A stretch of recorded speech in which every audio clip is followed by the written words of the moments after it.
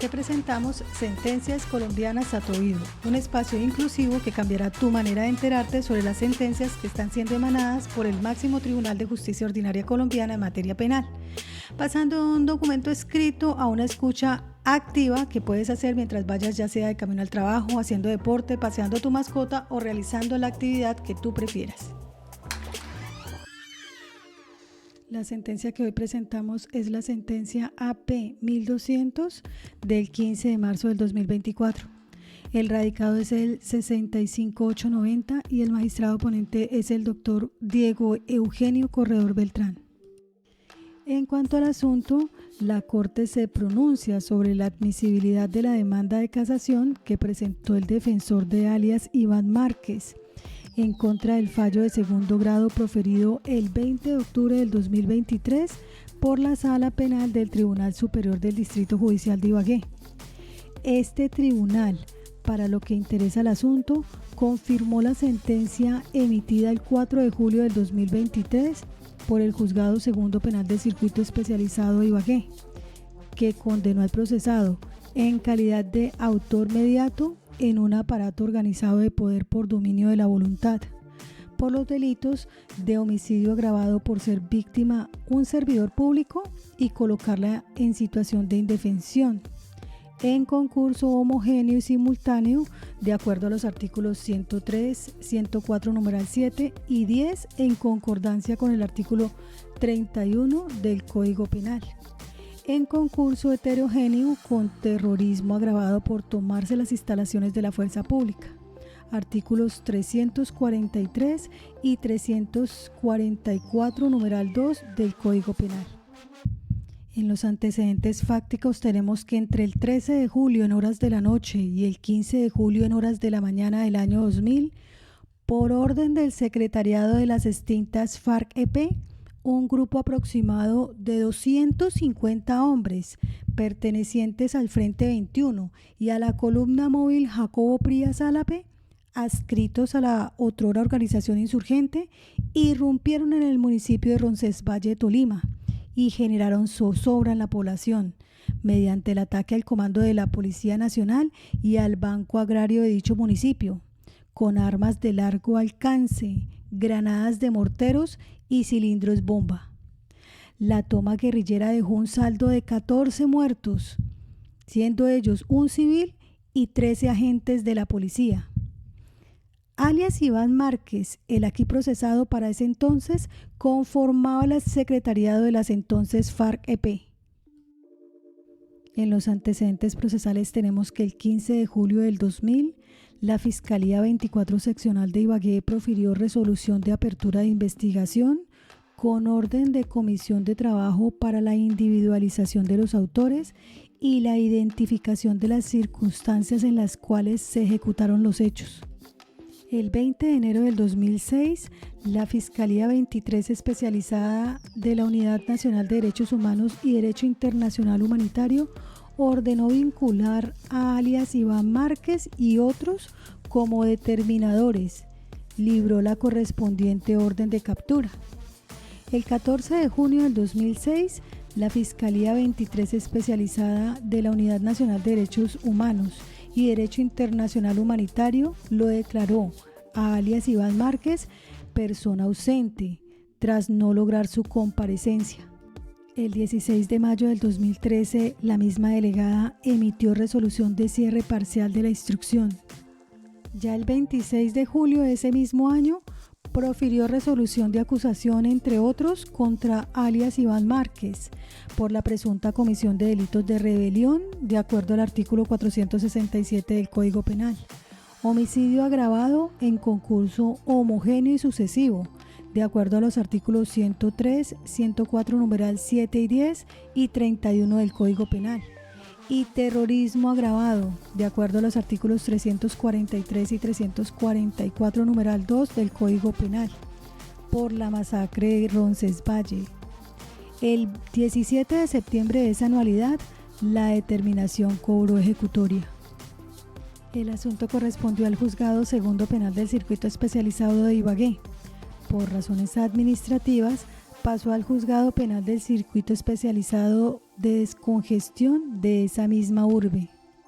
Ya el 8 de noviembre esta autoridad corrió traslado del artículo 400 de la Ley 600 del 2000.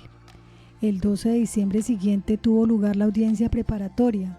La audiencia pública de juzgamiento fue celebrada en sesiones del 23 de julio y 4 de agosto del 2014. Otra vez por razones administrativas, el asunto retornó al Juzgado Segundo Penal del Circuito Especializado de Ibagué, autoridad que los días 1 de junio y 12 de octubre del 2018 ofició al Alto Comisionado para la Paz, a efectos de obtener informes respecto de la situación jurídica de alias Iván Márquez y los demás procesados. En particular, indagó si fueron objeto de amnistía por parte del Gobierno Nacional, los términos de la misma, así como los beneficios otorgados, en especial la suspensión de los procesos penales seguidos en contra de ellos y las órdenes de captura proferidas dentro de dichas actuaciones. Y mediante oficio del 22 de junio del 2018, el asesor del Alto Comisionado para la Paz contestó que los procesados sí fueron acreditados mediante resolución número 11 y 17 del 5 de junio y del 25 de julio del 2017 y les fueron otorgada la amnistía administrativa a través del decreto 1565 del 2017. El 16 de noviembre del 2018, el Juzgado Segundo Penal del Circuito Especializado de Ibagué, con base en la Ley 1820 del 2016 y en el Decreto 277 del 2017, remitió la actuación a la Jurisdicción Especial para la Paz. Igualmente dispuso suspender el proceso adelantado contra los acusados e interrumpir el término de prescripción de la acción penal. El 8 de enero del 2021, la Sala de Reconocimiento de Verdad y Responsabilidad y Determinación de Hechos y Conductas de la JEP emitió un auto en el que excluyó al aquí procesado de los beneficios y garantías como compareciente ante la JEP. Ello generó la ruptura de la unidad procesal. En tanto, fue al único del secretariado de las extintas FARC-EP vinculado a este proceso que la JEP excluyó. En consecuencia, se ordenó la devolución del expediente a la jurisdicción ordinaria. El 14 de octubre del 2022 el asunto retornó al juzgado cognoscente. Acorde con ello, el fallo de primer grado fue dictado el 4 de julio del 2023. En este se decretó en favor de alias Iván Márquez la cesación del procedimiento frente al delito de rebelión, en aplicación del principio non bis in idem. En tanto, en la actuación quedó acreditado que el implicado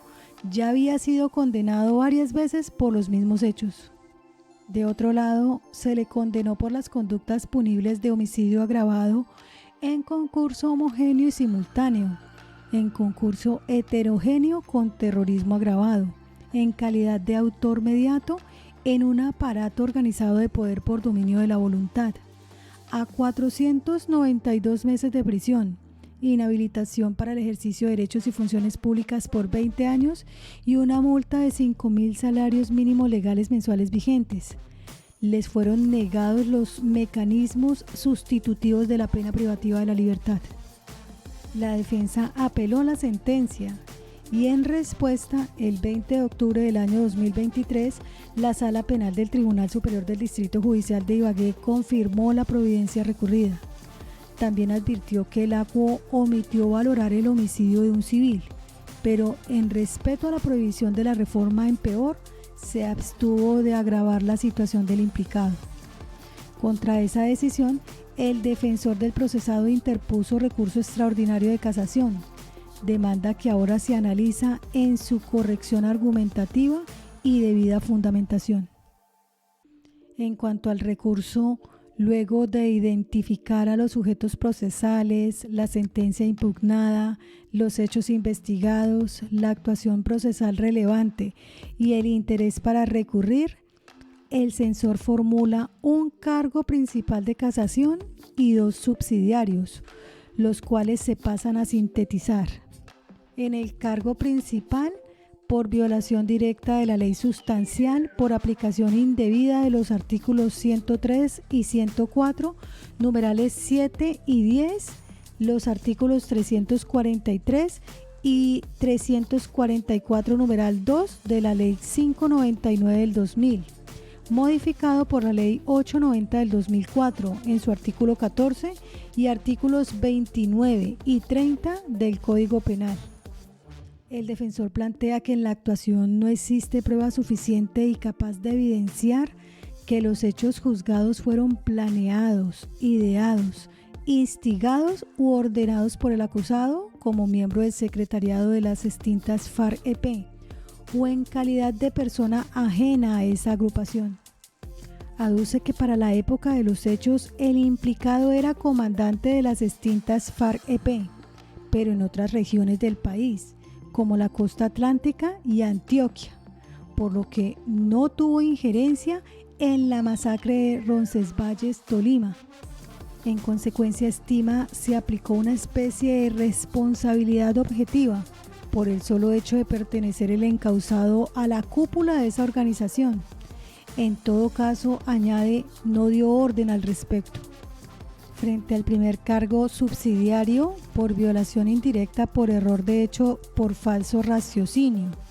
el censor refiere que la Fiscalía fue imprecisa, contradictoria, no tuvo claridad en la formulación de los hechos jurídicamente relevantes, incluido el número de víctimas del homicidio, y en la definición de la forma de participación del encartado en la aludida masacre. Cuestiona que el ente persecutor le atribuyó la calidad de determinador o autor intelectual, pero los falladores lo condenaron como autor mediato en un aparato organizado de poder. Así, arguye, fueron lesionados los principios de identidad, no contradicción y razón suficiente por la discordancia entre la resolución de acusación y la sentencia de segunda instancia. También invoca la vulneración de los principios de investigación integral e imparcialidad, dado que la Fiscalía no averiguó lo favorable para el acusado. Y con respecto al segundo cargo subsidiario por nulidad por violación al principio de congruencia, el defensor hace hincapié en que la resolución de acusación no fue clara sobre el grado de participación del procesado en la masacre de Roncesvalles, pues en un principio lo tuvo como autor intelectual, luego como determinador, y en los alegatos de cierre la fiscal lo catalogó de coautor impropio. Sin embargo, las instancias lo condenaron como autor mediato en un aparato organizado de poder, sin declarar la nulidad del pliego de cargos. Él estima que ello afecta el derecho de defensa y el debido proceso, por cuanto se atribuyó responsabilidad por un hecho, pese a que no tuvo la oportunidad de controvertirlo. Pide que se case la sentencia recurrida para, en su lugar, revocar la condena y absolver al acusado en virtud del principio indubio pro reo. Y subsidiariamente reclama que se declare la nulidad de lo actuado desde la resolución de cierre parcial de la instrucción inclusive. Entonces la sala inicia con sus consideraciones inadmitiendo la demanda bajo examen por no reunir los requisitos mínimos requeridos para su estudio de fondo, a más que tampoco satisface los presupuestos básicos que gobiernan los fines del recurso. Entonces es necesario recordar que el libelo casacional debe ser elaborado con respeto de las formalidades lógico-jurídicas previstas en la ley, según la causal seleccionada, inserta en el precepto 207 del Código de la Ley 600 del 2000, toda vez que se busca desvirtuar la doble presunción de acierto y legalidad que cobija el fallo de segundo grado. Ojo, dado el carácter extraordinario del medio de impugnación, la demanda ha de cumplir requisitos mínimos de fundamentación en el marco de la lógica que es propia de cada causal. Entre ellos, debe demostrar que se pretende la realización de uno cualquiera de los fines del recurso, de acuerdo al artículo 206 y idem. De acuerdo con ellos, Al demandante, además de acreditar la necesidad de intervención de la Corte en el caso concreto, le corresponde justificar que le asiste interés jurídico para recurrir, identificar la causal de casación invocada y desarrollar los cargos con apego a la lógica que la define, en concordancia con los principios de prioridad, precisión, claridad, crítica vinculante, razón suficiente, no contradicción, autonomía, corrección material y trascendencia. A fin de resolver lo planteado en la demanda, la corporación analizará en primer lugar las situaciones que llevarían a la anulación procesal de la actuación, planteadas por el defensor del aquí procesado, toda vez que los vicios improcedendo conducen claramente a cuestionar la validez del proceso y generalmente impiden un fallo de sustitución, lo que haría inocuo el análisis de las restantes censuras. Entonces, por esto, inicialmente se examinarán los cargos subsidiarios, los cuales en esencia dicen relación con la validez del trámite, aunque sus rótulos apunten a vicios in iudicando. Cumplido lo anterior, se estudiará el cargo principal propuesto por el libelista con miras a establecer si se reúnen los presupuestos lógicos y de adecuada argumentación. Se inicia entonces con el segundo cargo subsidiario, nulidad por violación al principio de congruencia. En este caso, si bien es cierto, el demandante acertó en la postulación de la censura dentro de los linderos del numeral segundo del artículo 207 de la Ley 600 del 2000, pues el desconocimiento de la garantía de congruencia comporta una lesión al debido proceso. También lo es que el desarrollo de la censura no pasa de una amalgama inconexa de inconformidades y opiniones interesadas, con su particular visión de la realidad procesal. Al efecto, revisado el expediente, se advierte que, contrario a lo que el censor esgrime en evidente lesión al principio de corrección material, la delegada de la Fiscalía en la resolución de acusación sí fue clara, precisa y amplia en referenciar la forma de participación del procesado en la masacre de Roncesvalles, Tolima. Fíjese que a pesar de cometer la imprecisión de tratarlo indistintamente como autor intelectual o determinador, siempre fue concreta al atribuirle su pertenencia al secretariado de las extintas FARC-EP, para agregar que los miembros de la cúpula de esa organización, incluido desde luego el procesado, a pesar de que no estuvieron físicamente en la toma, ni desplegaron acciones materiales para consumarla en forma directa o por su propia mano, sí la ordenaron y la consintieron. Asimismo, estableció que ese atentado criminal se ejecutó en cumplimiento de órdenes que los líderes de esas guerrillas impartieron al Frente 21 y a la columna móvil Jacobo Prías Álape, adscritos a dicha estructura insurgente. Igualmente, ella fue específica en detallar la cantidad y la identidad de las víctimas, un civil y 13 agentes de policía. Además, definió la zozobra causada a la población con la destrucción del comando de policía de aquella territorialidad, por acción del otrora grupo al margen de la ley, a través del empleo de armas de largo alcance, cilindros bomba y granadas de mortero durante la noche del 14 de julio y la mañana del 15 de julio del año 2000. De ese modo, se advierte que para la Fiscalía, la conducta del acusado consistió en hacer nacer, determinar en otros la voluntad de atentar injustificadamente contra diversos bienes jurídicos, condensados en los delitos objeto de atribución penal, por manera que al procesado no le quedó dudas sobre la forma de intervención en las conductas punibles de homicidio agravado por ser víctima servidor público y colocarla en situación de indefensión,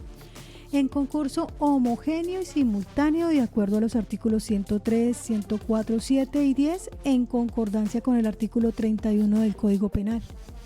en concurso heterogéneo con terrorismo agravado por tomarse las instalaciones de la fuerza pública, contenida en los artículos 343 y 344.2 del Código Penal, que le fueron endilgados. La incorrección de la fiscal al momento de definir el tipo de responsabilidad penal atribuible, en ocasiones autor intelectual, en otras determinador, así como autor impropio, que se entiende propia de la definición jurídica de lo ocurrido, no afecta en lo sustancial las garantías judiciales del acusado, como parece entenderlo el recurrente, pues a la postre se trató de una simple falta de precisión en los conceptos jurídicos utilizados en la acusación, que en nada incide en la determinación concreta de lo ejecutado por el acusado, que fue descrito con claridad y sin equívocos, en cuanto se advirtió que dio la orden, junto con los demás miembros del secretariado de las FARC-EP, de incursionar en el municipio con los resultados conocidos. Al respecto, esta sala ha decantado en múltiples sentencias que las variaciones en la definición de la forma de intervención del sujeto activo en el delito no comportan una transgresión al principio de congruencia, siempre y cuando, primero, no generen agravación punitiva y segundo, sea respetada la facticidad acusada, de la siguiente manera. En sentencia CSJAP del 27 de julio del 2009, radicado 31111, la Corte determinó las variaciones en el fallo referidas a la forma de participación respecto de la modalidad deducida en el pliego acusatorio, en cuanto no comporten agravación punitiva, como ocurre con los grados de coautoría y determinación, no configuran desconocimiento de las consonancias y armonías que deben existir entre las dos providencias, siempre y cuando, claro está, tales modificaciones respeten el marco fáctico de la acusación. Lo anterior se explica porque la ley no exige total identidad o armonía perfecta entre la acusación y la sentencia. Lo constituido es una garantía de que el proceso gravite en torno a un eje conceptual, fáctico o jurídico,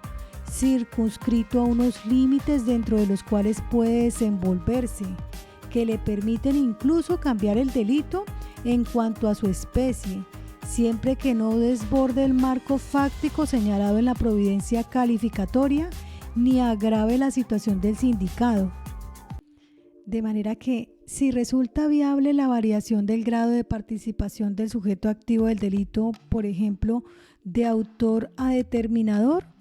nada obsta para que sea igualmente procedente el cambio de determinador a autor, siempre que se respeten los presupuestos en cita. En este caso, la sala verifica que, por un lado, la variación en el título de participación atribuido al procesado en la sentencia de determinador a autor por cadena de mando no deriva en agravación punitiva, pues con base en lo dispuesto en el artículo 30.2 del Código Penal, el autor y el determinador tienen la misma punición, independientemente de las características dogmáticas de cada figura, en este caso intrascendentes, porque la postura de la Fiscalía y la del fallador se basan en la misma actuación. Esto es, que el procesado, como miembro del secretariado de la agrupación subversiva, dio la orden para que se ejecutara la toma de Roncesvalles. Se repite, fue respetado el aspecto fáctico acusado en atención a que, como viene de verse, el llamamiento a juicio se circunscribió a atribuirle al implicado su pertenencia al secretariado de las extintas FARC-EP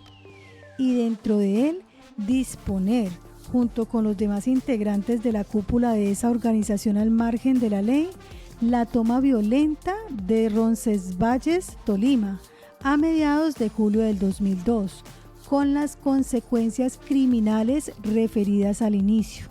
Así las cosas, la fluctuación en la calificación jurídica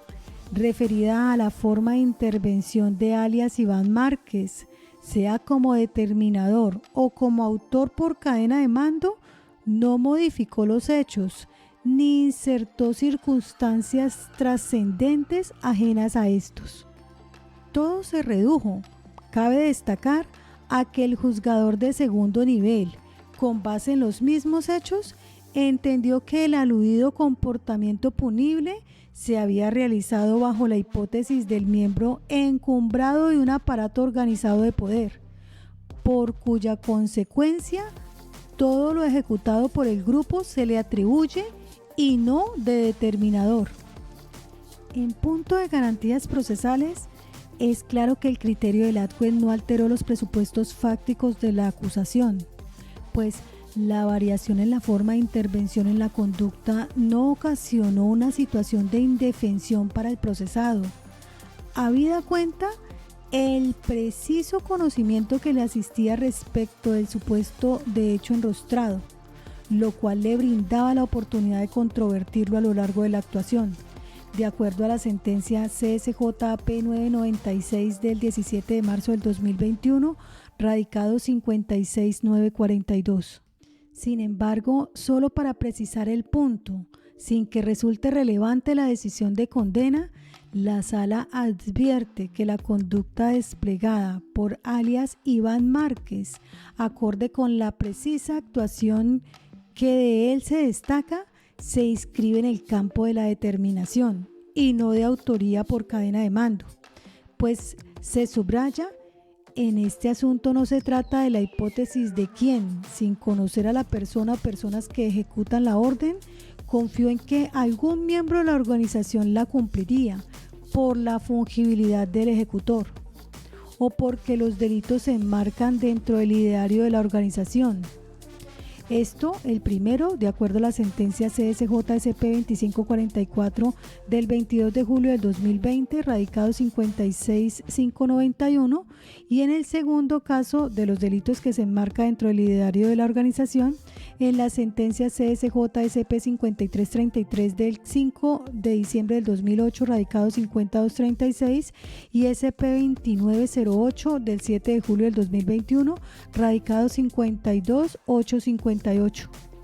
Al efecto, la Corte denota que la imputación fáctica que la delegada del ente investigador atribuyó al encartado, corroboradas las pruebas sobrantes en la actuación, conforme se detallará más adelante, se acompasa con lo decantado por la jurisprudencia de la Sala acerca de la figura jurídica del determinador, quien es partícipe que por cualquier medio incide en otro y hace surgir, genera, suscita, crea o infunde en este, o sea, el autor determinado, la decisión de realizar la conducta punible, de acuerdo a la sentencia CSJSP 4813 del 2021, radicado 55836. Esta forma de actuación lo aleja del campo de la autoría en estricto sentido y lo acerca al de la participación,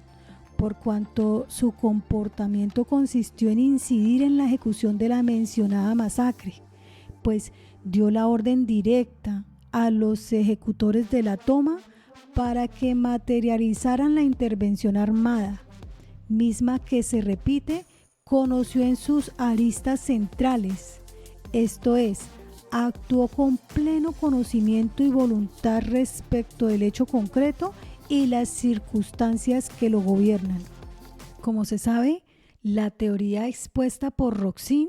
acerca de la responsabilidad por cadena de mando tiene una naturaleza y finalidades diferentes a las que aquí se analizan respecto del acusado, en tanto buscan cerrar la brecha de voluntad y conocimiento consustanciales al dolo, en los casos en los cuales el jefe de la organización no ordena de forma directa o incluso desconoce todo lo que al interior de la misma se gesta y ejecuta,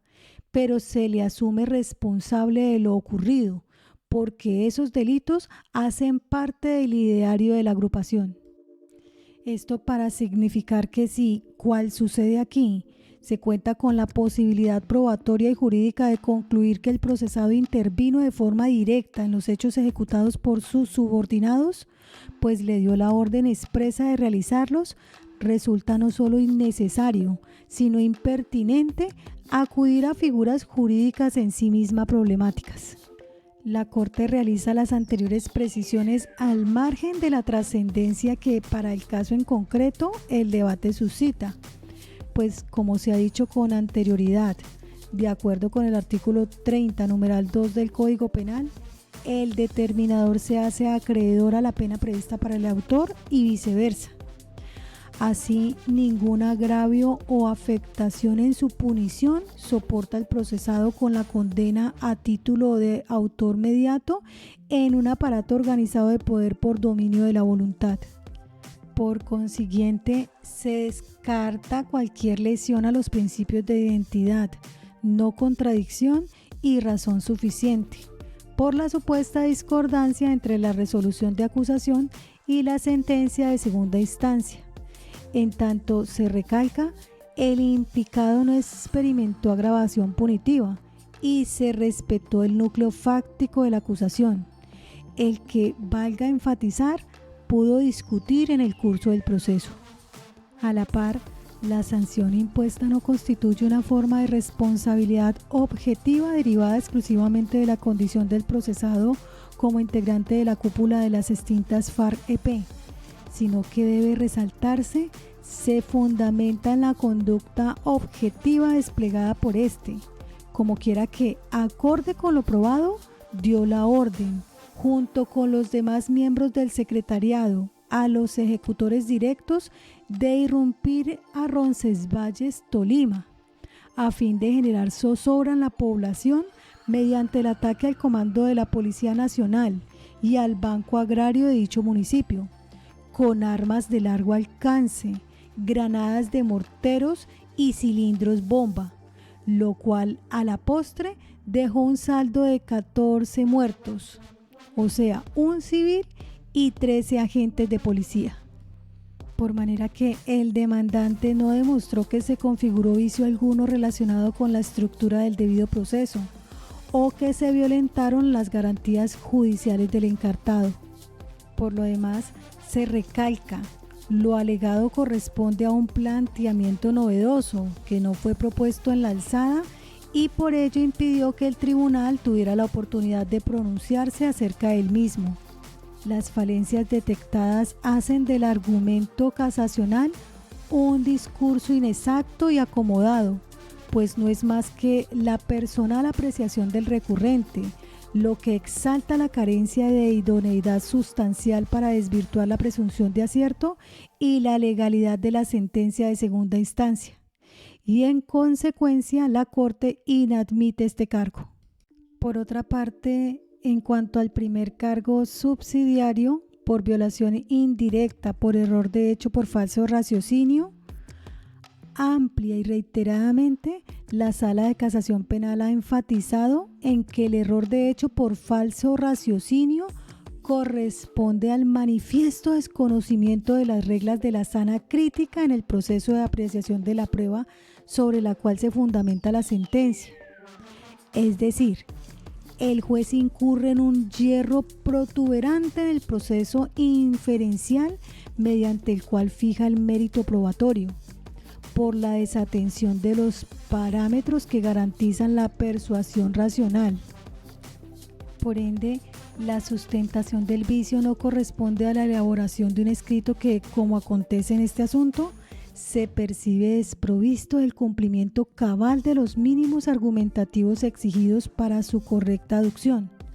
pues se recalca, es necesario que el casacionista indique en concreto, primero,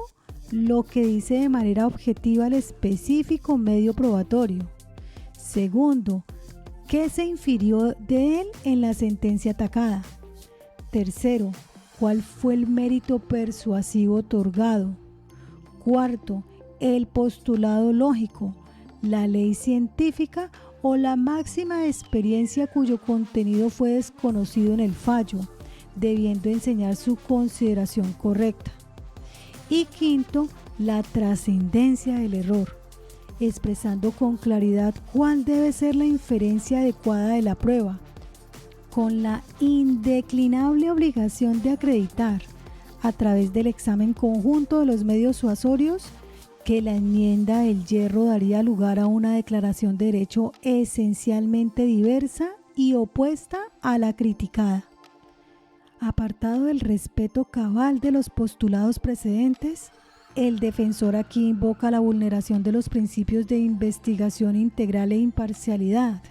dado que en su criterio la Fiscalía no averiguó lo favorable para el acusado, con lo cual él rompe la estructura lógica propia de cada causal, como quiera que ello debió formularlo a través de un cargo por violación del debido proceso que conduzca a la nulidad. Además del yerro en cuestión, la propuesta del recurrente asoma superficial, puesto que la jurisprudencia en la CSJP del 11 de julio del 2007, radicado 27778, y AP del 28 de noviembre del 2012, radicado 36222, ha sido insistente en indicar que cuando en sede extraordinaria se postula la violación del principio de investigación integral por omisión en la práctica de pruebas, para que el ataque pueda entenderse completo, resulta indispensable concretar en la demanda los medios de prueba que fueron dejados de practicar por el funcionario instructor, demostrar la procedencia de su práctica y finalmente acreditar su trascendencia.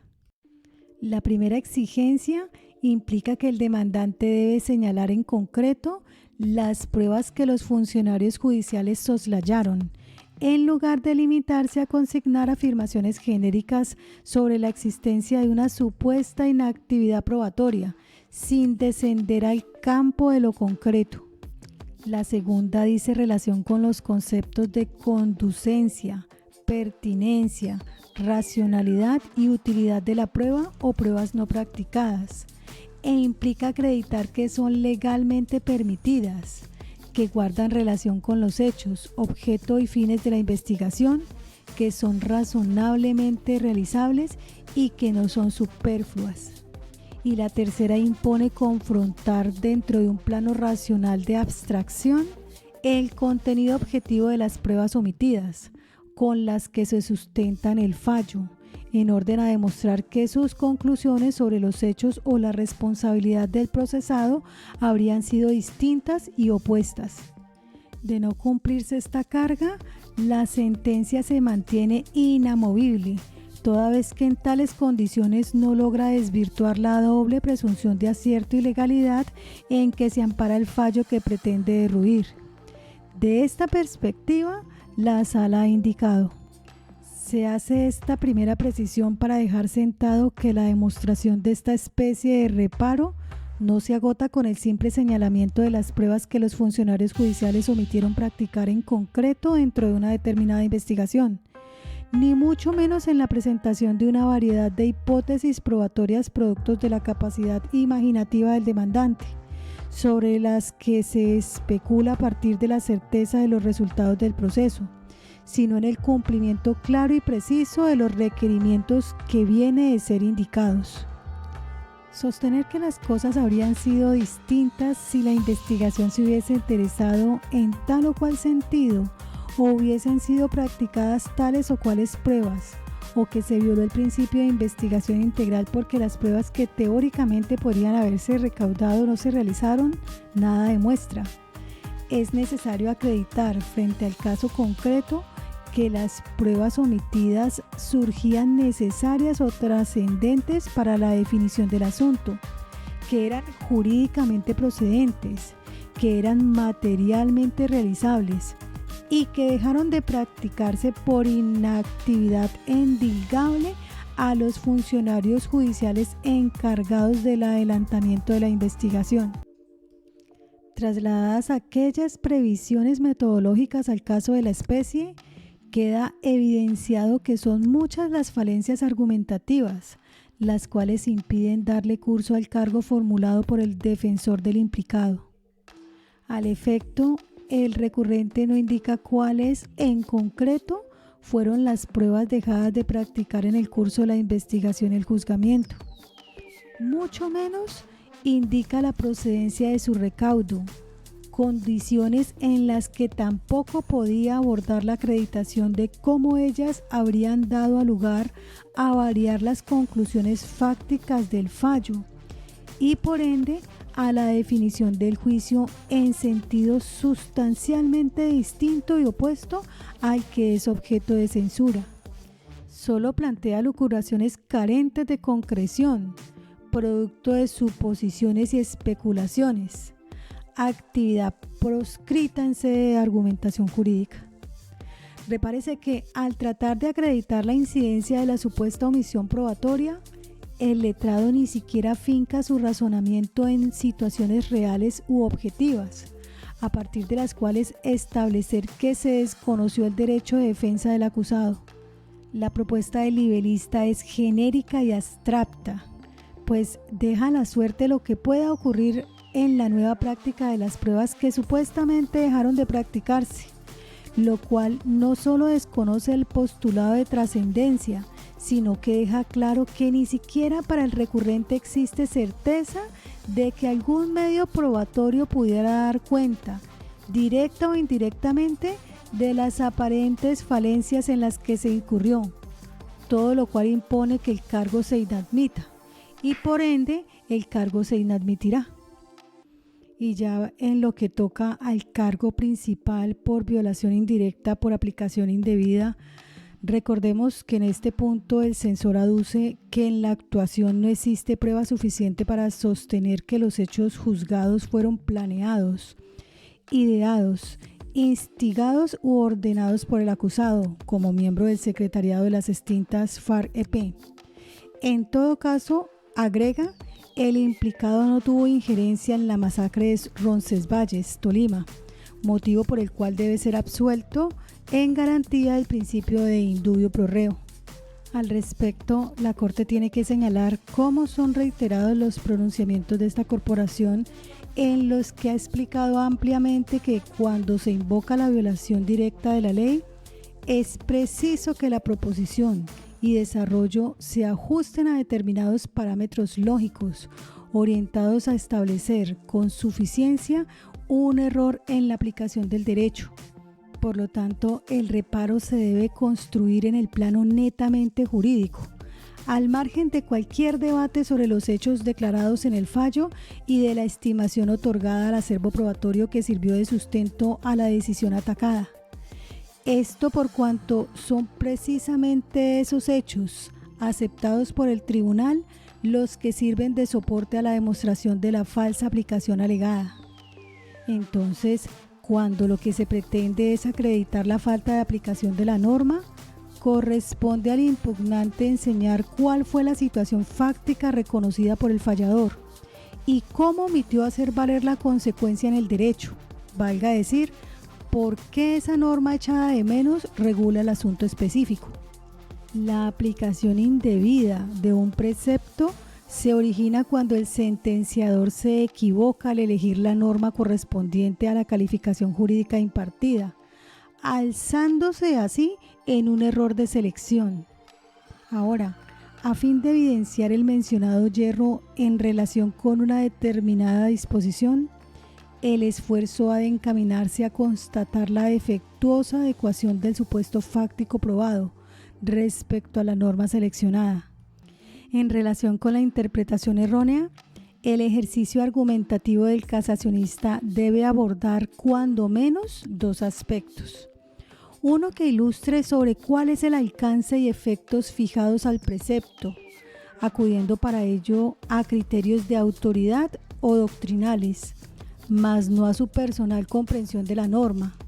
y otro que evidencie sobre aquellos tópicos desconocidos por los falladores de instancia en la sentencia impugnada. Sin embargo, el recurrente presenta un ataque en el cual invoca simultáneamente la violación directa e indirecta de la norma sustancial, con evidente transgresión del principio de autonomía, y entremezcla reproches que, en última instancia, tienen por lugar común recriminar la valoración probatoria efectuada por el ADCUEN, para después adelantar un argumento retórico, tendiente a soportar la supuesta duda en la actuación, a efectos de que sea resuelta en favor del procesado. Con ello revela el desconocimiento que tiene de las exigencias de lógica y de adecuada fundamentación que corresponde observar, pues con la pretensión de acreditar errores en la aplicación del derecho, el censor se ocupa de disentir de la valoración probatoria que el tribunal realizó respecto de los elementos de juicio obrantes en el plenario, como si la sede extraordinaria se tratara de una tercera instancia en la que es posible exponer libremente las razones que motivan su desacuerdo con la decisión de los jueces, o cual si fuera un alegato de libre confección, lo que da lugar al que el reparo sea inadmitido. Y es que, aún dejando de lado las falencias argumentativas en las que incurrió el demandante, que dan al traste con su pretensión casacional, advierte la Sala que cada uno de los argumentos planteados por el recurrente fueron reseñados por la defensa al momento de presentar la sustentación del recurso de apelación propuesto contra el fallo de primer grado, solo que no tuvieron eco ante el tribunal. Al efecto, ese cuerpo colegiado resolvió la controversia atinadamente, dando cabal respuesta a los aspectos sobresalientes, en tanto efectuó un ponderado y adecuado análisis probatorios sobre la existencia de los delitos y la responsabilidad del implicado en los mismos, sin que ahora, en procura de soportar la causal de casación aducida, el demandante acierte a definir cómo los argumentos planteados en los fallos de primera y segunda instancia representan algún tipo de violación a los criterios que rigen la sana crítica, razón suficiente para determinar carente de soporte el cargo. Sobre la materialidad de las conductas punibles y la responsabilidad del implicado, el tribunal consideró lo siguiente. En efecto, el apelante no tiene ningún reparo frente a la demostración de los supuestos fácticos atribuidos en la resolución de acusación, pues acepta que el 14 y el 15 de julio del año 2000, integrantes del Frente 21 de las FARC-EP, fuertemente armados, ingresaron al casco urbano del municipio de Roncesvalles, Tolima, atacando indiscriminadamente el comando de la policía y el Banco Agrario, lo cual trajo como resultado el deceso de 13 policiales, hecho que se respalda con las inspecciones a los cadáveres vistos en el plenario. Asimismo, no tuvo discusión que la ejecución de la incursión guerrillera estuvo al mando del comandante del Frente 21, Abel Tavera Jaramillo, conocido con el alias de Peronel y otro, lo que se soporta probatoriamente con las versiones unísonas de los integrantes del grupo subversivo que participaron materialmente en la aterradora cometida. El apelante reconoció la existencia de las autodenominadas Fuerzas Armadas Revolucionarias de Colombia, FARC-EP, grupo criminal organizado, con estructura sólida, en jerarquía vertical mediante cadenas de mando y ejecución subordinada, lo cual se acreditó suficientemente con los informes de inteligencia y la prueba testimonial. Adicionalmente, esos informes detallaron la conformación del Estado Mayor de las FARC, secretariado del cual es integrante el aquí procesado,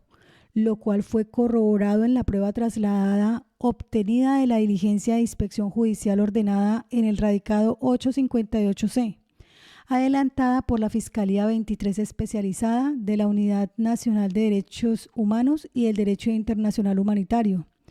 con la que se conoció que alias Iván Márquez sería uno de los 7 cabecillas decisivos por su relevancia en la organización insurgente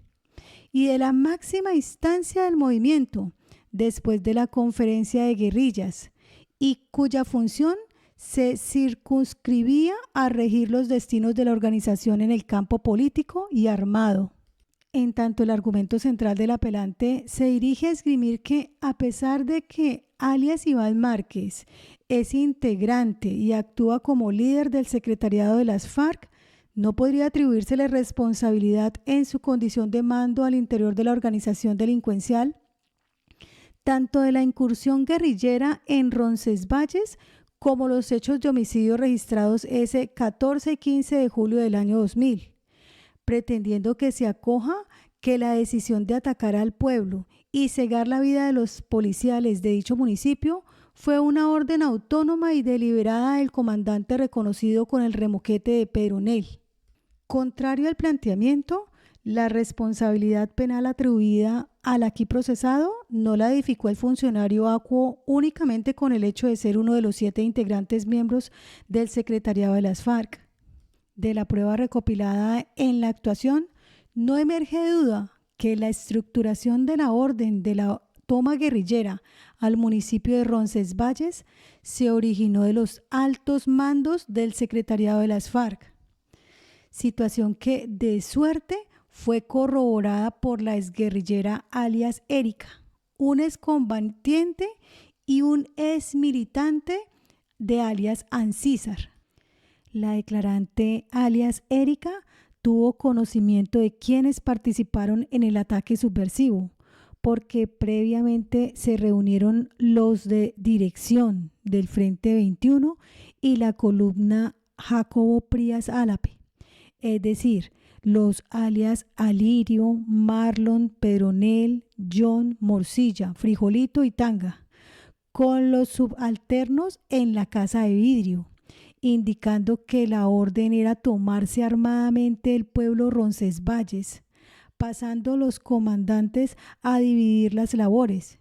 eligiendo quienes integrarían los grupos de antiaéreos, auxiliares de enfermeros, emboscada, asaltos y encargados de los radios. Al indagársele qué personal realizó la inteligencia a la estación de policía del municipio de Roncesvalles, ella contestó: eso sí no supe quiénes fueron. Allá se reúnen ellos, o sea, los de la dirección, los comandantes, y ellos son los que nombran quién hace la inteligencia. Contó que intervinieron alrededor de 300 guerrilleros en la incursión al municipio, quienes partieron a pie de la casa de vidrio ubicada a 2 horas del teatro de los acontecimientos, perpetrándose el ataque en horas de la noche hasta la mañana del otro día. Explicó que la presencia de la escuadra Jacobo Prías Álape se debía a que era una columna móvil que enviaban cada vez que se pretendía efectuar operaciones conjuntas con los demás frentes. De ahí la participación en la toma guerrillera de Roncesvalles en compañía del Frente 21, lo que reforzaría que los integrantes del grupo criminal materializarían el asalto armado por instrucciones y precisiones del secretariado de las FARC y no por iniciativa propia del comandante Pedronel. En efecto, todo obedecía a una articulación desde el secretariado de las FARC para la operación militar desarrollada en el citado municipio. La excombatiente alias Erika indicó: los jefes de la columna Jacobo Prías y el Frente 21, ellos comunican al Comando Conjunto Central y de ahí el Comando Conjunto Central comunica al secretariado, porque si se hace algo que no es ordenado por el Conjunto Central o el secretariado, ellos no pueden realizarlo, porque hay unos estatutos y reglamentos. A todos nos los dan a conocer. Los estatutos tratan lo fundamental, que es lo ideológico. El régimen trata lo disciplinario y las normas trata lo fundamental de las tareas de campamento, o sea, la guardia. En esa medida se tendría claridad que ninguna fracción de la guerrilla podría, a modo propio, desplazar hombres fuertemente armados para tomarse con armas algún municipio y producir resultados como los que se verificaron en los hechos conocidos, sin el beneplácito del secretariado de las FARC-EP, pues todo obedecía a los derroteros trazados por la estructura criminal. Se reafirmó en la ampliación de indagatoria de enero 22 del 2007, donde recalcó que el asalto armado al pueblo se hizo en concertación con el secretariado y el jefe mayor, Manuel Marulanda, por cuanto siempre se debe coordinar la ejecución de esos planes militares, sea para la aprobación e indicaciones sobre lo que debe hacerse y obtenerse de la toma guerrillera, dado que los frentes no actúan autónomamente. Y de hacerlo, los llaman a dar explicaciones, como cuando van a fusilar a alguien, cuando hay un desertor o infiltrado. A propósito de los estatutos mencionados por Arias Erika y el establecimiento de reglas y órdenes por el secretariado de las FARC al interior de la organización criminal,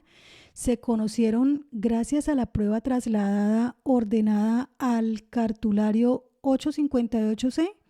determinándose que los frentes y bloques serían estructuras bajo la dirección del Estado Mayor Central de las FARC-EP o su secretariado, quienes coordinan y unifican las actividades de los grupos subversivos en zonas específicas del país en el desarrollo de un plan estratégico. De igual forma, en los comunicados recaudados y anexados en el expediente se hace énfasis sobre las directrices generales del secretariado, por cuanto el ataque a cuarteles del ejército, estaciones, puestos de policía en el área urbana continuarán sin importar quién por casualidad en ese momento se vea afectado. Lo anterior con el fin de presionar el proyecto de aislar los puestos enemigos de la población civil, para lo cual ordenaron el desplazamiento de grupos pequeños de unidades rurales. Apreciado en contexto lo anterior, con lo dicho por un excombatiente, se tiene que desde su posición de antiaéreos, ubicada a 2 horas de Roncesvalles, por lo general no se daba cuenta qué planeaba el grupo subversivo, al estar exclusivamente a cargo esto de los comandantes de dirección. Pero sí conoció que la toma guerrillera estuvo al mando de los comandantes Pedronel, del Frente 21, y Alirio, integrante de la columna Jacobo Prías Álape, sin que ello descontextualice que obedecían a los parámetros signados por el secretariado, pues ya se vio que todo era producto de unos objetivos y planes comunes, debidamente engranados conforme a las jerarquías militares.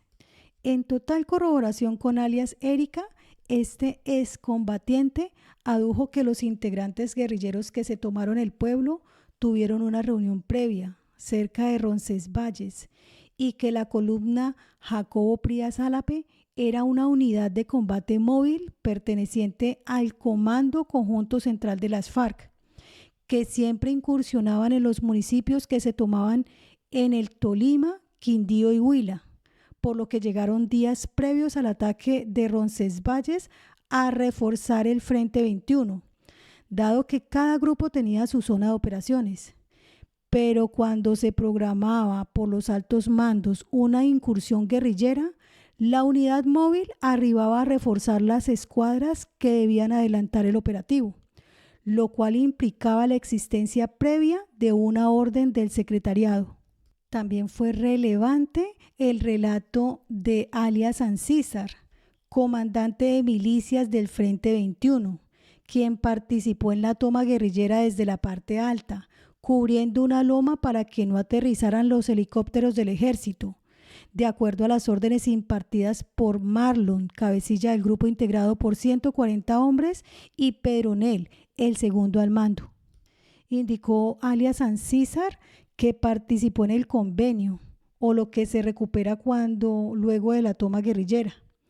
enterándose que la muerte de 2 policías fue en combate, mientras que el resto fueron sacados y ultimados a sangre fría por alias John, segundo comandante de las milicias Gaitán. Él aseguró tener ese conocimiento personal, al ser deber de los comandantes retroalimentar a los guerrilleros sobre los resultados del ataque. A partir de su narración surgió como versión que la muerte de los policiales fue ordenada por Pedronel debido a un error de un policía al lanzar una granada contra los guerrilleros, la cual pegó en un muro e hirió a uno de sus compañeros, por lo que al retroceder el artefacto, el comandante mandó a meterles gasolina en el cuartel, lo que generó la salida de los gendarmes de la estación de policía, con el fin de entregarse a los opresores, siendo arrinconados en una pieza, donde se les dio muerte. Lo anterior fue reiterado en la ampliación de declaración del 21 de febrero del 2006. En cuanto a la planeación de la toma guerrillera, corroboró los dichos de sus compañeros de combate, en el sentido que estaba a cargo de los altos mandos no más, y que inicialmente les habían dicho que iban para el Caquetá, luego en La Cañada, donde hicieron campamento. Les dijeron que les faltaba 3 horas de camino y que el objetivo sería Roncesvalles. Por tanto, debían esconder los equipos y sacar toda la munición apta para el combate, por lo que Pedronel les indicó a cada uno de ellos sus posiciones, ocasión en la que se les explicó el plan criminal, divididos los roles entre los subordinados o ejecutores materiales, como lo indicó alias Erika y el excombatiente. En la ampliación de indagatoria del 27 de junio del 2001, alias Ancísar dijo que Marlon es el primero al mando del Frente 21, pero no estuvo en la toma guerrillera, pues uno es un mandado, no es voluntad de uno, se cumple órdenes. En esa medida se descartaría que alias Pedronel, segundo comandante de la escuadrilla, de forma autónoma y deliberada ordenara una toma guerrillera de esas dimensiones y con el apoyo de la columna móvil a órdenes del Comando Conjunto Central de las FARC. Agregó Diego Giovanni que la toma guerrillera de Roncesvalles tenía como misión el puesto de policía y apoderarse de la plata del banco, pero nunca se habló de matar a los uniformados. Invasión armada que estuvo al mando de Marlon, Pedronel, Alirio y el Barbado, como lo aseguraron conjuntamente los citados exintegrantes de las FARC. Él expuso que el comandante alias Pedronel dio la orden de matar a los policiales porque resistieron 11 horas y 37 minutos el ataque armado. Para ello se les indicó que se entregaran, pero como no lo hicieron, los guerrilleros junto a John y Giraldo entraron a la estación y truncaron sus vidas a tiros para luego encerrarlos y quemarlos. Por su parte, otro guerrillero de nombre Primitivo no recordó la fecha exacta de la toma, solo que al final reunieron la tropa, informaron que habían matado a unos policías, haciendo el respectivo reclamo a Pedronel y a Alirio, porque luego de aprenderlos no debieron acabar con sus vidas. De lo que se alcanza a percibir con la declaración de otro guerrillero de nombre Héctor Fabio, concuerda con lo dicho por los precitados excombatientes, en punto a que el Frente 21 lo comandaba Marlon y Pedronel, grupo dotado de fusiles, morteros, ametralladoras y lanzagranadas, que contaba con altos y bajos mandos como se acostumbraba en cada escuadra guerrillera, para formalizar ataques en contra de municipios. Con este declarante Héctor Fabio apareció otra versión, relativa a los motivos por los que se hizo la toma guerrillera a Roncesvalles, dado que en ese sector el ejército había cogido unos compañeros y otros los mataron. Entonces, en represalia, se hizo el ataque entre el Frente 21 y la columna Jacobo Prías Álape, con alrededor de 40 hombres fuertemente armados. Nótese que alias John, encargado de la inteligencia, acopiando información de la policía y del ejército, adujo que para el asalto armado en Roncesvalles sí tuvieron autorización del Caguán, pero sin saber cuál, ni especificar de qué tipo. Admitió la existencia de la vereda Yerbabuena de Roncesvalles, donde mantenían los frentes 21, 52 y 42 y las escuadras móviles Lozada y Jacobo Prías Álape. Un patrullero de la Policía Nacional sobreviviente de nombre Fernando detalló que en horas de la noche del viernes 14 de julio del 2000 se recibieron llamadas telefónicas de ciudadanía del municipio de Roncesvalles informándoles la presencia de subversivos en el perímetro urbano, razón por la que el sargento segundo de la estación de policía procedió a distribuir el personal para ejecutar un plan de defensa, encontrándose él como centinela en la garita de la torre. A eso de las 9 de la noche iniciaron la toma guerrillera aproximadamente 250 hombres, lanzando cilindros de gas cargados de explosivos a las instalaciones e incursiones con granadas de morteros y ametralladoras M60, lo que se prolongó hasta las 8:30 de la mañana del 15 de julio del 2000. Analizado en su integridad el acervo probatorio, y en especial el relato y sindicaciones del personal desmovilizado de las FARC-EP, evidentemente la toma armada de Roncesvalles fue ordenada directamente por los miembros del secretariado de las FARC para que fuese ejecutada y materializada por los comandantes del Frente 21 y la columna móvil Jacobo Prías Álape, mediante el empleo de los subalternos. Como se vio, recibidas las instrucciones del Estado Mayor de las FARC, las cuales correspondían a los planes y metas de la organización criminal, como era socavar la presencia de autoridades de la policía, los comandantes encargados de acometer el plan criminal ordenado por el secretariado en contra de la municipalidad pusieron en marcha el mandato, apoyándose en los refuerzos de la columna móvil Jacobo Prías Álape, que era dispuesta por el secretariado para esos eventos. Por supuesto que tenían un margen de maniobra para orar en pos de ese cometido, por lo que hicieron reuniones previas con los subalternos o ejecutores materiales. Dividieron las tareas en grupos de asalto, radistas, enfermeros, entre otros, y se obtuvieron adicionalmente los códigos de comunicaciones radiales para el efecto, colocando en movimiento el comentado designio en horas de la tarde de ese 14 de julio del año 2000. En efecto, a partir de lo incorporado con la señalada prueba trasladada, se demostró que entre los distintos integrantes del grupo subversivo existían estatutos de conocimiento general para sus miembros, de obligatorio cumplimiento, con claras directrices que debían seguir los comandantes de frentes para la comisión de ataques armados contra los cuarteles de los municipios, como parte integrante del plan contra el Estado colombiano, lo que implicaba que las órdenes de los altos mandos del secretariado debían materializarse sin perjuicio de quienes se vieran afectados por estos sucesos. No emergió una fuerte razón para que el sujeto conocido como Pedronel desconociera esas directrices con las fuertes consecuencias que podrían representarle, pues no era un combatiente raso, sino que tenía una posición de mando que debía corresponder a la obediencia y disciplina frente a los planes y órdenes que permitieran la consecución de los ilegítimos designios criminales.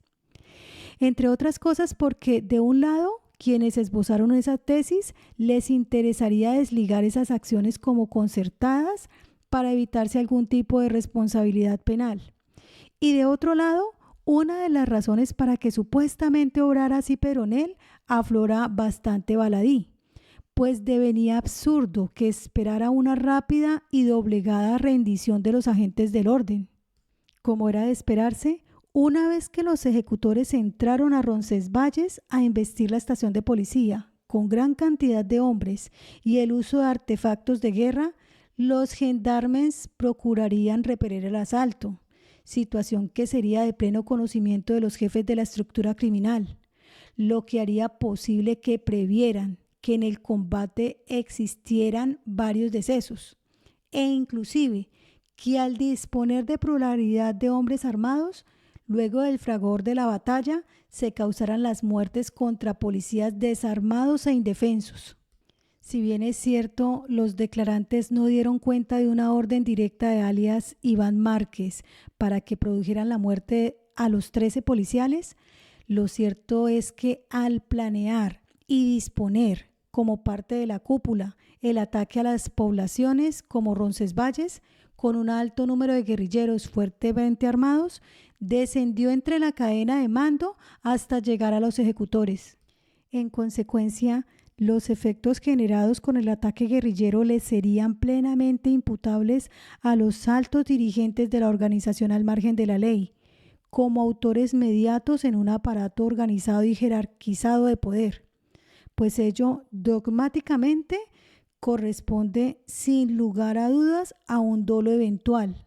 donde dejaba librado al azar múltiples resultados dañosos, inclusive para vidas humanas, mucho más las de sus enemigos naturales. Al ordenarse por el secretariado de las FARC, conforme al plan generalizado de ese grupo criminal, la toma guerrillera del municipio de Roncesvalles, con asistencia de alrededor de 250 hombres dotados de material bélico,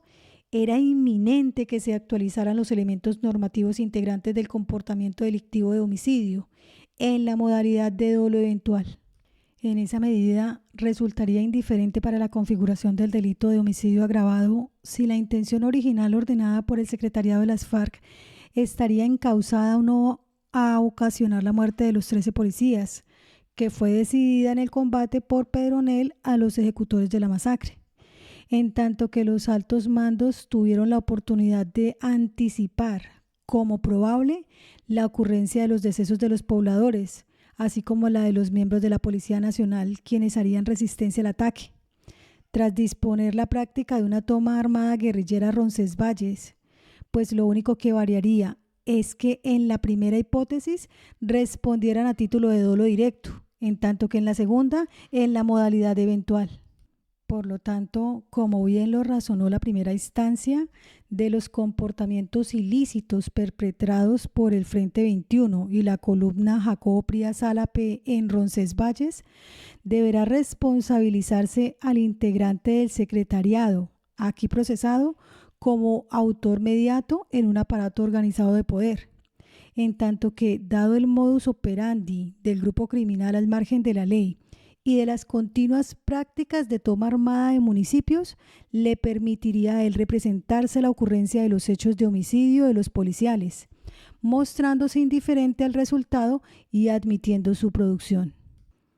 Y a pesar de que no se reprochó de forma directa los actos de terrorismo ejercidos por el Frente 21 de las FARC-EP y la columna Jacobo Prías Álave,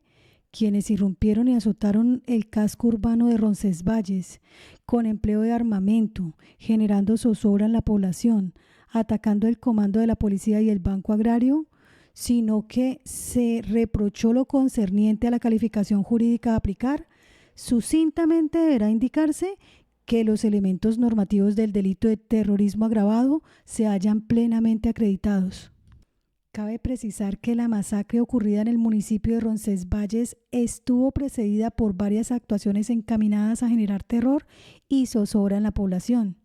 con la incursión de varios hombres fuertemente armados y con material bélico, forzando la localidad con el lanzamiento de cilindros, armas no convencionales y explosivos, todo para facilitar la toma guerrillera en el lugar, la destrucción de la estación de policía y el saqueo del Banco Agrario. Así las cosas, se encontrarían configurados los elementos normativos objetivos y subjetivos del terrorismo agravado, descrito en los artículos 343 y numeral segundo del 344 del Código Penal, pues el acto delictivo del Frente 21 y la columna móvil Jacobo Prías Álave estaba principalmente dirigida a la toma armada del pueblo de Roncesvalles, lo que implicaba el amedrentamiento y terror de la colectividad, mediante actos que pusieron en peligro la vida e integridad física de la población civil, así como el ataque directo de la estación de policía y el Banco Agrario. Por las anteriores consideraciones, la Corte no advierte ningún error que deslegitime los argumentos expuestos por el tribunal, en cuanto se observa que analizó minuciosa y reflexivamente las pruebas que reposan en el proceso y concluyó de forma correcta que se había llegado a la certeza acerca de la responsabilidad del acusado con las conductas a él atribuidas. Valoración probatoria que se muestra consonante con la realidad que traslucen los medios de convicción incorporados al juicio, sin que se advierta desconocimiento alguno de las reglas de la sana crítica en el proceso de apreciación de la prueba adelantado por el juez plural. Todo lo contrario, se percibe rigor y esmero en ese análisis contemplativo, propio de la adecuada actividad judicial. Al efecto, las pruebas enseñan que la masacre de Roncesvalles, Tolima, fue ordenada por el secretariado de las extintas FARC-EP, integrada entre otros por alias Iván Márquez, al punto que para ese preciso fin dispusieron que la columna móvil Jacobo Prías Álape se dirigiera hasta esa municipalidad,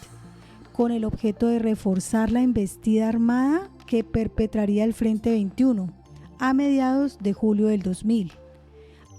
Al comando de la Policía Nacional ubicado en ese territorio,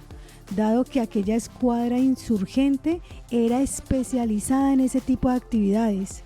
y solo intervenía bajo los estrictos mandatos de la cúpula del mencionado exgrupo al margen de la ley, para lo cual ese alto mando tuvo que reunirse previamente con los ejecutores materiales de la misma. El único reparo que merece lo resuelto por el juez plural, dada la situación fáctica contenida en la resolución de la acusación y corroborada por las pruebas que reposan en la actuación, es lo concerniente a que el procesado debe responder como determinador y no como autor mediato en el aparato organizado de poder con dominio de la voluntad, lo cual, conforme se explicó, es intrascendente, en tanto de acuerdo con el artículo 30.2 del Código Penal, el determinador se hace acreedor a la pena prevista para el autor y viceversa. En conclusión, la Corte advierte que la condena impuesta a alias Iván Márquez por parte de los jueces de instancia se apega a la ley, pues efectivamente fue quien determinó a los autores materiales que a mediados del año 2000 perpetraron las censurables y abominables hechos de entrar en forma violenta a Roncesvalles, Tolima, atacar con armas de largo alcance, granadas de morteros y cilindros bomba al Banco Agrario y al comando de policía de ese municipio, y cegar la vida de un civil y 13 agentes de policía que estaban indefensos. Así, las falencias detectadas hacen del argumento casacional un discurso errático, pues no es más que la personal apreciación del recurrente inidónea para demostrar el motivo de casación alegado, sin que a la sala le esté dado suplir o componer los deficientes razonamientos del memorialista, por la expresa prohibición derivada del principio de limitación. Entonces, por la carencia de los requisitos mínimos de orden formal y sustancial para su estudio de fondo, se inadmitirá el cargo. Y en conclusión, como quiera que el recurrente no acierta a definir en qué error incurrió el tribunal y la Corte tampoco lo verifica, se inadmitirá la demanda estudiada y se ordenará la devolución del proceso al tribunal de origen, dado que no advierte violaciones de garantías fundamentales que esté en el deber de proteger de manera oficiosa. Y es aquí en donde, en cuanto a la resolución, la Corte inadmite la demanda de casación presentada a favor de alias Iván Márquez, advirtiendo que contra este proveído no procede recurso alguno, conforme al artículo 187 de la Ley 600 del 2000. Y es aquí donde terminamos el relato de este capítulo, agradeciéndoles infinitamente su tiempo. Les invitamos a quienes no lo han hecho a suscribirse a este canal, a darle like, y los esperamos en nuestro próximo episodio.